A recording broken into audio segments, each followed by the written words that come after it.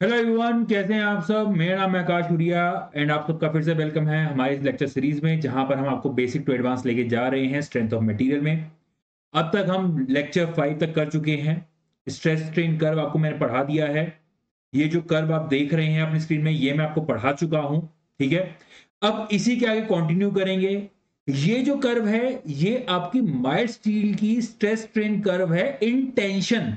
Compression में कैसे बनेगी वो बताऊंगा, ब्रिटल मटेरियल में कैसा होगा वो बताऊंगा। अगर मैं एल्यूमिनियम के बारे में बात कर रहा हूं, वहां पर स्ट्रेस स्ट्रेन कर्व किस तरह का बनता है वो बताऊंगा, ई क्या होता है वो सब बताऊंगा। ये सब बातें हम इस लेक्चर में कवर करने वाले हैं। अगर आप ये लेक्चर पहली बार देख रहे हैं, आप मेरे को पहली बार देख रहे हैं, तो आपको मैं बताना चाहता हूं कि presently I am working in PWD Uttarakhand. I have also secured holder rank 149। इससे पहले 5-6 साल से मैं टीचिंग कर रहा हूं। चलिए शुरू करते हैं।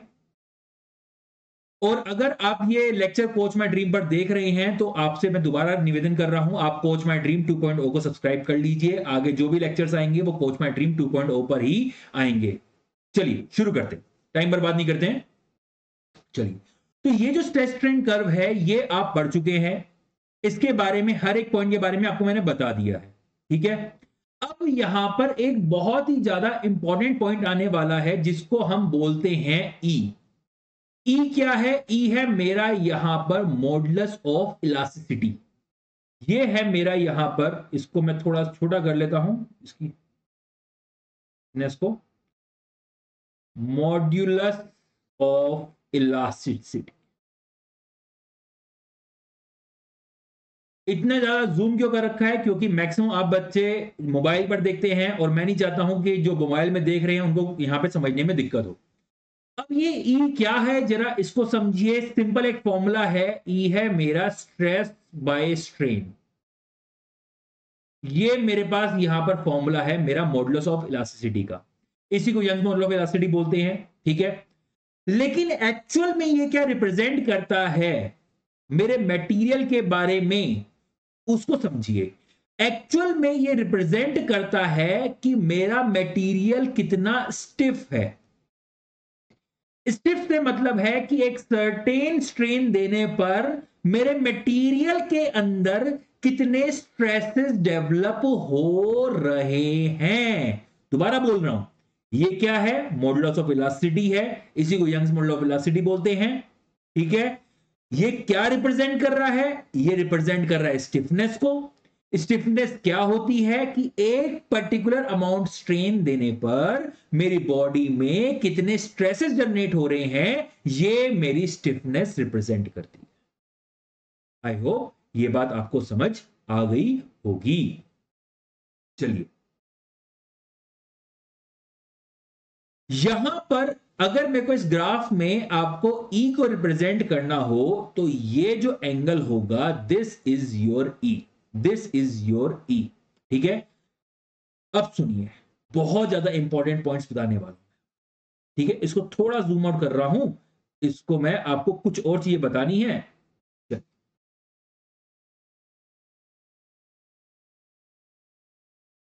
यहां पर मैं एक कर्व बना रहा हूं।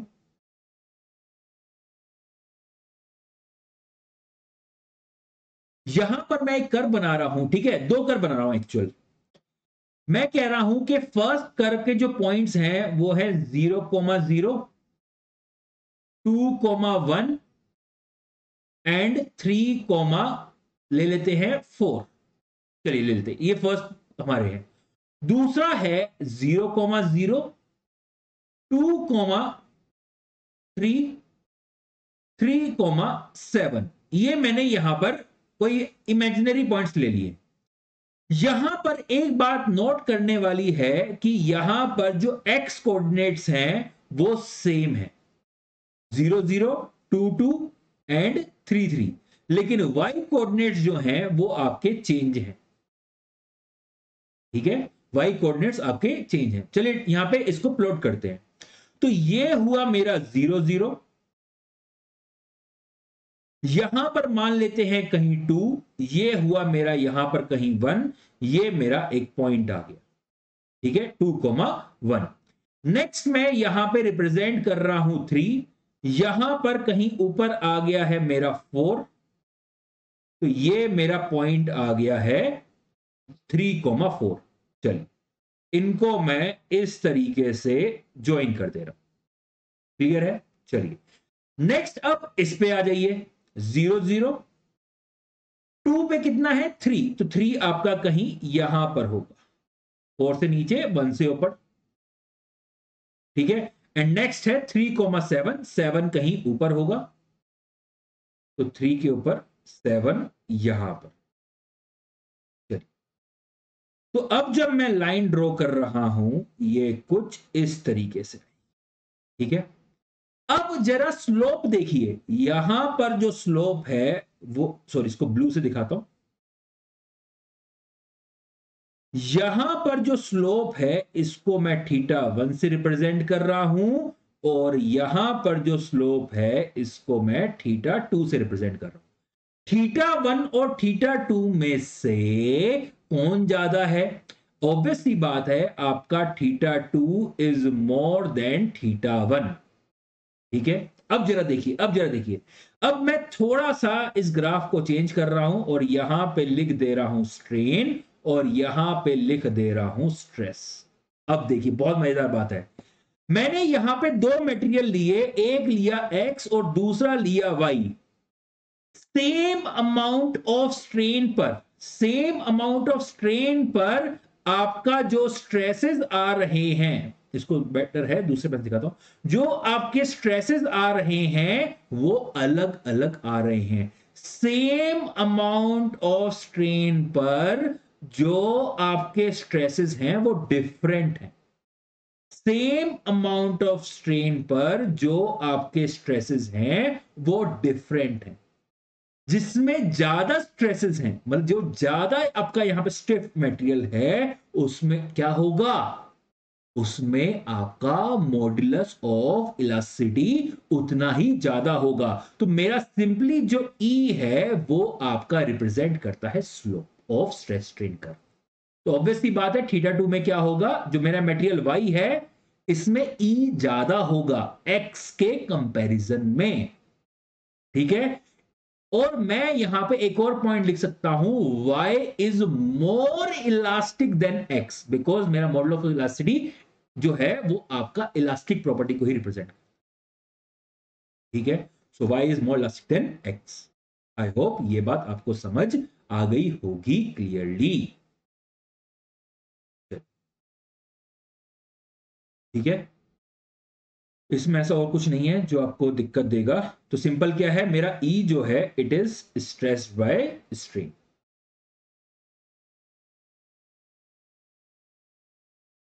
चल अब हम आगे बढ़ते हैं। ये जो कर्व है ये है मेरा स्ट्रेस स्ट्रेन कर्व इन mild steel under tension loading. अब हम कंप्रेशन पे आते हैं। ठीक है, चलिए ये जो कर्व अब आप अपनी स्क्रीन पर देख रहे हैं, this is stress strain curve. ठीक है, ये है आपका टेंशन में, दिस इज अंडर टेंशन, और ये है आपका अंडर कंप्रेशन। ठीक है, अब देखिए सुनिए इस बात को बहुत ज्यादा ढंग से देखिए, यहां पर एक बात बहुत ज्यादा नोट करने वाली है कि यहां पर एंगल दिखाया गया है थीटा और यहां पर एंगल दिखाया गया है फाई।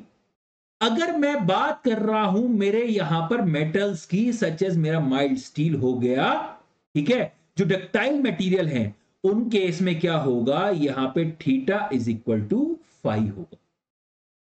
आपका जो मॉडुलस ऑफ इलास्टिसिटी होगा, चाहे वो आपका कंप्रेसिव लोडिंग हो चाहे टेंशन लोडिंग हो, दोनों ही केस में सेम रहेगा in case of ductile material. बार बार बोल रहा हूं, in case of ductile material. Brittle material में इसकी गारंटी मैं नहीं ले सकता। ठीक है, सुनिए इस बात को, यहां पर इसको हम क्या, इस प्रॉपर्टी को क्या बोलते हैं, स्ट्रेस होमोजेनिटी।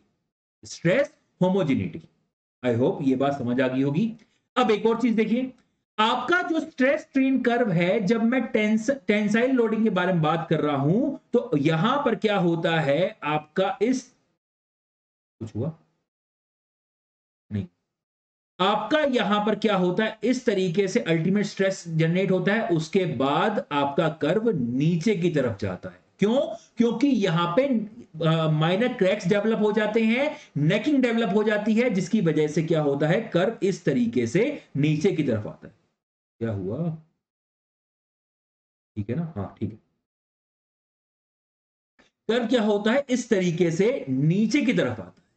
लेकिन जब कंप्रेसिव लोडिंग की बात कर रहा हूं, कंप्रेसिव स्ट्रेसेस के बारे में बात कर रहा हूं, तो यहां पे नेकिंग होगी ही नहीं भाई।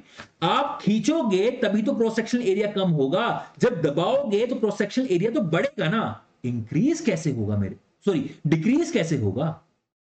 समझिए, नेकिंग का मतलब क्या था? नेकिंग का मतलब यह था कि जो क्रॉस सेक्शनल एरिया यहां पर है, वो क्रॉस सेक्शनल एरिया आपका कुछ इस तरीके का हो जाए। यही तो नेकिंग थी, यहां पे एरिया कम हो जा रहा था। जब आप खींचते हो तभी तो एरिया कम होगा, जब दबाओगे तो एरिया कम थोड़ा ना होगा, इंस्टेड एरिया इंक्रीज कर जाएगा। तो नेकिंग का होने का मतलब ही नहीं है। देयरफॉर आपका जो कर्व होता है वो इस तरीके से नीचे की तरफ नहीं जाता है। आई होप ये बात समझ आ गई होगी आपको, इसमें कोई भी दिक्कत नहीं होगी।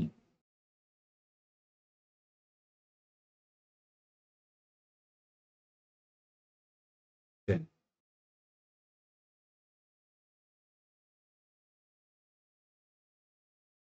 तो यहां पर एक बहुत ज्यादा इंपॉर्टेंट पॉइंट है, that is theta is equal to five. Modulus of velocity in compression is equal to modulus of velocity in tension.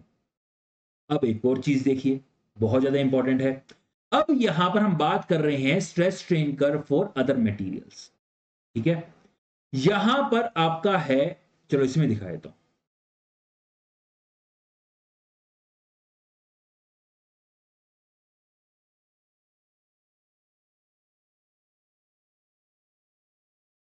इसी में दिखा देते हैं आपको।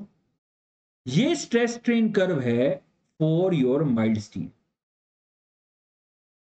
अगर मैं स्ट्रेस स्ट्रेन कर्व बनाना चाहूं ऑफ माई HYSD, ठीक है, हाई कार्बन स्टील के बारे में बनाना चाहूं मैं, तो उसका यहां पर क्या होगा, उसका यहां पे क्या होगा, स्ट्रेस स्ट्रेन कर्व कुछ इस तरीके से। सॉरी, नीचे से दिखाते हैं।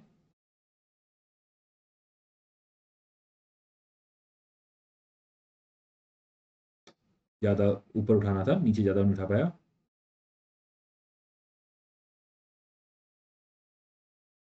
ठीक है, स्ट्रेस स्ट्रेन कर्व कुछ इस तरीके का होगा, यहां पर आके उसका फ्रैक्चर हो जाएगा। जरा इस बात को, अब दोनों कर्व को यहां पे ढंग से देखिए। जरा इनिशियल पोर्शन देखिए, इनिशियल पोर्शन ओवरलैप कर रहे हैं कि नहीं कर रहे? कर रहे हैं। इनिशियल पोर्शन आपका यहां पर ओवरलैप कर रहा है। यहां पर आप देख सकते हैं दोनों कर्व की जो स्लोप है वो सेम है। देयर फोर आपका modulus of elasticity of your mild steel and high carbon steel दोनों सेम होंगे, याद रखना। ठीक है, हाई कार्बन स्टील में हम कार्बन कंटेंट को इंक्रीज कर देते हैं, जिसकी वजह से उसका अल्टीमेट स्ट्रेस जो है वो ज्यादा है in comparison to your mild steel. लेकिन इसमें यील्डिंग नहीं हो रही है, फेलियर जल्दी हो जा रहा है। ठीक है, in comparison to your mild steel. I hope ये सब बातें आपको क्लियर होंगी। ठीक है, हाँ, अब एक चीज देखिए, अब एक ही चीज देखिए इसी कर्व के साथ, अब एक ही कर्व में देखो कितनी सारी चीजें मैं बता दे रहा हूं। अभी मैंने आपको बताया कि यहां पर, ठीक है, ई क्या रिप्रेजेंट कर रहा है, स्टिफनेस को रिप्रेजेंट कर रहा है।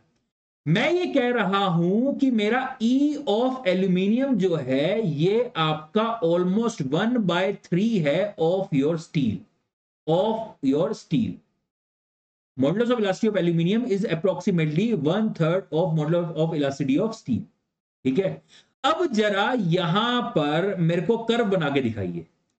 अगर मैं यहां पे स्ट्रेस स्ट्रेन कर्व बनाना चाह रहा हूं एल्यूमिनियम का, इस डाटा को आपको अगर मैं दे रहा हूं, तो थोड़ा सा इधर कर देते हैं।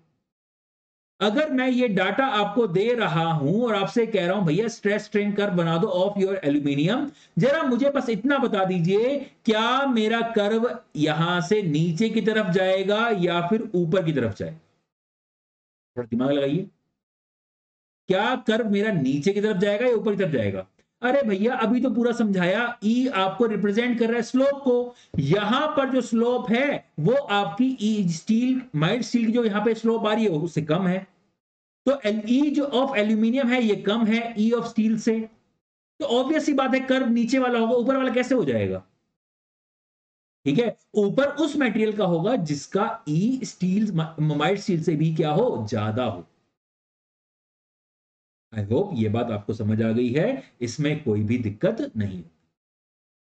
ठीक है, अब और सुनिए, एक ही कर्व से देखिए कितने सारे कंसेप्ट निकल आते हैं। यहां पर ये जो कर्व बना है ना, यहां पर हम जो एरिया में चेंज आ रहा है, क्रॉस सेक्शनल एरिया में चेंज आ रहा है, उसको कंसीडर ही नहीं कर रहे हैं। हम क्या कर रहे हैं, मेरे पास ये बार था, इसका इनिशियल एरिया मैंने ले लिया। ठीक है, इस इनिशियल एरिया से ही मैं सारे स्ट्रेसेस वगैरह निकाल ले रहा हूं। लेकिन एक्चुअल में क्या होगा, आप टेंशन लगाएंगे तो एरिया में डिक्रीज आएगा कि नहीं आएगा? आएगा। ठीक है ना? तो ये कर्व ऐसा ही होगा क्या? नहीं, कर्व ऐसा नहीं होगा। ठीक है, कर्व में चेंजेस आएंगे। कर्व क्या होगा आपका, कुछ इस तरीके से। इनिशियल पोर्शन जो होता है कर्व का ऑलमोस्ट सेम रहता है। इनिशियल पोर्शन जो होता है कर्व का ऑलमोस्ट सेम रहता है। क्यों? क्योंकि इनिशियल कंडीशन, जब इनिशियल पोर्शन के बारे में बात कर रहा हूं, यहां पे स्ट्रेन बहुत कम है। जरा देखो, यहां पे स्ट्रेन है आपका 0.12% और यहां पे स्ट्रेन है ऑलमोस्ट 20 to 30%। मैं 25% लेके चलता हूं एवरेज वैल्यू। ठीक है, ऑलमोस्ट 200 टाइम्स है। अगर मैं 24 डिवाइडेड बाय 12 कर दूं, ठीक है, इंटू 100 हो जाएगा ये। तो यहां पे क्या आया, 200 टाइम्स आपका स्ट्रेन है at your failure in comparison to your, in comparison to your yielding. ठीक है,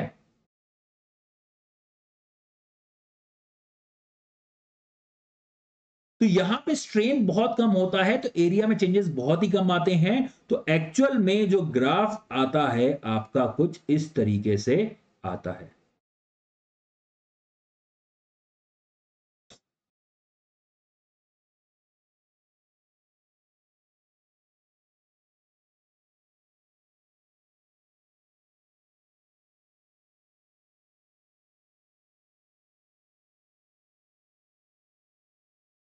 चलिए सर, ये इसमें ग्राफ नीचे की तरफ नहीं आएगा? नहीं आएगा। क्यों? क्योंकि भैया ये ग्राफ इसलिए नीचे आ रहा था क्योंकि आप जो स्ट्रेसेस कैलकुलेट कर रहे थे इनिशियल एरिया लेके कर रहे थे, लेकिन एक्चुअल में नेकिंग हो जा रही थी। लेकिन यहां पर जो आप ले रहे हैं एरिया, वो तो एक्चुअल एरिया ले रहे हैं ना। ठीक है, समझ आ रही है बात? एरिया कम होगा तो स्ट्रेसेस ज्यादा होंगे ना, समझ, थोड़ा दिमाग लगाइए। एक सर्टेन फोर्स के लिए कम एरिया में स्ट्रेस ज्यादा। यहां पे नीचे इसलिए हो रहा था क्योंकि आप एरिया इनिशियली ले रहे थे। ठीक है, एक्चुअल एरिया नहीं ले रहे थे। मैं ये कह रहा हूं, फॉर एग्जांपल देखिए, आप कंफ्यूज हो जाते हैं कई बार, आप मैथमेटिक्स से समझेंगे तो सब समझ आ जाएगा। मैं कह रहा हूं 10, जो यहां पे फोर्स है वो 10 न्यूटन है। ठीक है, आपका जो एरिया है वो आपका 10 mm² था। अब जो एरिया है वो आपका कम होके 5 mm² हो जा रहा है। तो यहां पर वैल्यू इंक्रीज होगी कि नहीं होगी? ऑब्वियस सी बात है, इंक्रीज होगी। जो ये वाला पोर्शन था इसमें तो इनिशियल एरिया ही ले रहे थे ना, लेकिन नेकिंग हो जा रही थी तो स्ट्रेसेस में रिडक्शन देखने को मिल रहा था। ठीक है, आई होप ये सब बातें आपको क्लियर हो गई होंगी इसमें। तो इसको बोलते हैं ट्रू स्ट्रेस स्ट्रेन कर्व। और इस ये जो स्ट्रेस स्ट्रेन कर्व बना है इसको बोलेंगे इंजीनियरिंग स्ट्रेस स्ट्रेन कर्व या फिर nominal stress strain curve. Engineering या फिर नॉमिनल स्ट्रेस स्ट्रेन कर्व। और ये क्या है, ट्रू स्ट्रेस स्ट्रेन कर्व। आई होप ये बात आपको समझ आ गई होगी। क्लियर है? चलिए, अब जरा थोड़ा दिमाग लगाइए। अब थोड़ा दिमाग लगाइए, अगर मैं कंप्रेशन, जो मेरा भी मैंने बताया था कंप्रेसिव लोडिंग के अंदर स्ट्रेस स्ट्रेन कर्व बनाया था, अगर उसका ट्रू स्ट्रेस स्ट्रेन कर्व बनाना हो तो क्या हो? उसी कर्व पे चल लेते हैं, यही था ना। तो कंप्रेशन जब यहां पर है, एक चीज और याद रखना, जब मैं कंप्रेसिव स्ट्रेस की बात कर रहा हूं तो यहां पे यील्डिंग नहीं हो रही है, ठीक है, याद रखना इस बात को, ना नेकिंग हो रही है ना यील्डिंग हो रही है। अब सुनिए इस बात को ढंग से, जब मैं इस कर्व के बारे में बात कर रहा हूं, दिस पर्टिकुलर कर्व के बारे में बात कर रहा हूं, ये भी आपका क्या है, इंजीनियरिंग स्ट्रेस स्ट्रेन कर्व है अंडर कंप्रेसिव लोडिंग। अगर मैं ट्रू स्ट्रेस स्ट्रेन कर्व की बात कर रहा हूं तो उसका कर्व कैसा जाएगा, क्या उसका कर्व ऐसा जाएगा, या फिर उसका कर्व ऐसा जाएगा, सॉरी,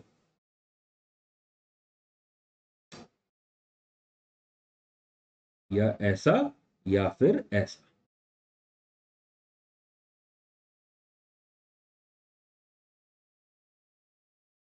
समझे, थोड़ा और नीचे करते हैं इसको,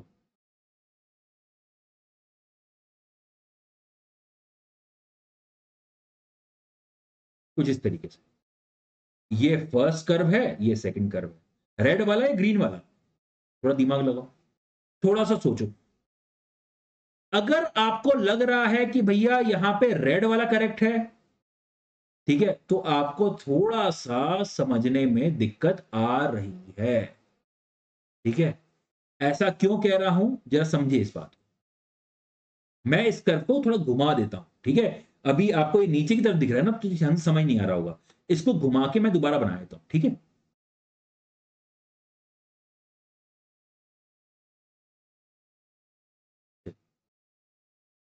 तो आपका जो स्ट्रेस स्ट्रेन कर्व है अंडर कंप्रेशन, वो कुछ इस तरीके से,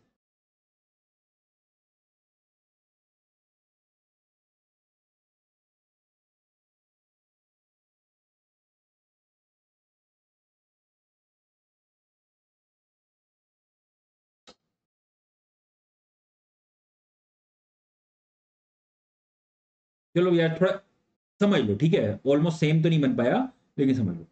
अब देखो, जब आप इस मटेरियल के ऊपर लोडिंग कर रहे हो, कंप्रेसिव लोडिंग, ये दबेगा, लेंथ कम होगी, एरिया इंक्रीज होगा या डिक्रीज होगा, एरिया इंक्रीज होगा। अब एरिया इंक्रीज होगा तो स्ट्रेसेस कम होंगे या बढ़ेंगे, कम होंगे। तो यहां पे जो कर्व बन के आता है वो कुछ इस तरीके से, ठीक है, वो कुछ इस तरीके से नीचे आता है, ऊपर नहीं, क्योंकि एरिया इंक्रीज हो जाएगा। This is true stress strain curve, this is engineering stress. I hope बात क्लियर होगी, इसमें कोई भी दिक्कत नहीं होगी आपको। आई होप ये सब बातें क्लियर है, ठीक है। अभी एल्यूमिनियम वाले पे आऊंगा, अभी एल्यूमिनियम पे आऊंगा, पहले थोड़ा सा एक पॉइंट और बताना है। अच्छा, टाइम कितना हो गया, क्या यहाँ पे टाइम है हमारे पास अवेलेबल? 23 मिनट्स हैं अभी, है 7 मिनट और हैं, इसको हम कवर कर सकते हैं। हाँ, ये रहा कर ट्रू स्ट्रेस स्ट्रेन कर्व, ये रहा, ठीक है।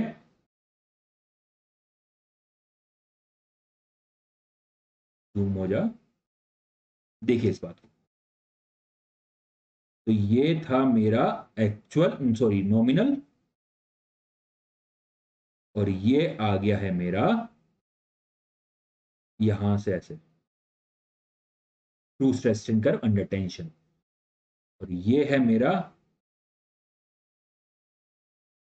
Under compression nominal stress strain curve, और ये आ गया इस तरीके से under true stress strain curve under compressive. I hope clear होगी बात।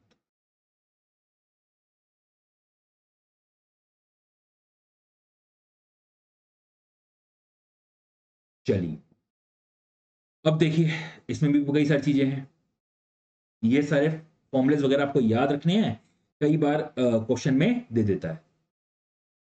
सिंपल है, कुछ नहीं है, मैं सब समझाऊंगा, डरा मत करो कुछ भी चीज से, ठीक है। एक एक चीज मैं आपको समझाऊंगा, डरने की बात नहीं है। यहां पर देखिए, यहां पर हम बात कर रहे हैं, बहुत ढंग से देखिएगा इस बात को, यहां पर हम बात कर रहे हैं हम हमारे ट्रू ट्रू स्ट्रेन की, ट्रू, देखिए हमारा जो नॉमिनल स्ट्रेन है उसको तो हम निकाल लेते हैं, इंजीनियरिंग स्ट्रेन को निकाल लेते हैं change in length divided by original length. ठीक है, ठीक है, उसमें हम क्या कर रहे हैं, हम एरिया ले रहे हैं नॉमिनल एरिया। ठीक है, तो ट्रू स्ट्रेस जो निकाल रहे हैं वो हो रहा है किसी भी टाइम आपका लोड कितना है divided by initial area, sorry sorry sorry sorry, ये तो नॉम, एक मिनट एक मिनट, मैं यहां पे लिख देता हूं, इंजीनियरिंग स्ट्रेस वो कितना है किसी भी टाइम आपका लोड कितना है डिवाइडेड बाय इनिशियल एरिया, और ट्रू स्ट्रेस कितना है किस समय लोड कितना है divided by area at that time. Clear है? तो यहां पे आपका इंजीनियरिंग स्ट्रेन क्या होगा, total change in length divide by original length, total change in length divide by original length. ठीक है, लेकिन जब मैं यहां पे इंजीनियरिंग स्ट्रेन के बारे में बात करता हूं तो यहां पर हम क्या करेंगे, इंटीग्रेशन का यूज करेंगे। तो फॉर एग्जांपल मेरी चेंज इन लेंथ जो हो रही है वो डीएल हो रही है, बहुत छोटी चेंज। ठीक है, ओरिजिनल लेंथ है आपकी एल, इसको मैं इंटीग्रेट कर रहा हूं 0 टू एल, तो ये मेरी टोटल स्ट्रेन निकाल के दे देगा। कौन सा, कौन सा, ट्रू स्ट्रेन। तो जब मैं इसको यहां पे निकालता हूं तो ये क्या आ जाएगा, नॉमिनल वो natural log L 0 to L, ये क्या आ जाएगा natural log, sorry 0 to L क्यों होगा, इनिशियल लेंथ 0 थोड़ा है, ये होगी एल नोट से एल, एल नोट से एल, एल नोट मतलब इनिशियल लेंथ, यहां पे आ जाएगा एल बाय एल नोट। ये सब बात तो आपको पता ही होगी ना, कैसे निकालते हैं इंटीग्रल कैसे। तो ये इस तरीके से आप क्या कर सकते हैं, आप यहां पर अपना ट्रू स्ट्रेन अपना निकाल सकते हैं। क्लियर है?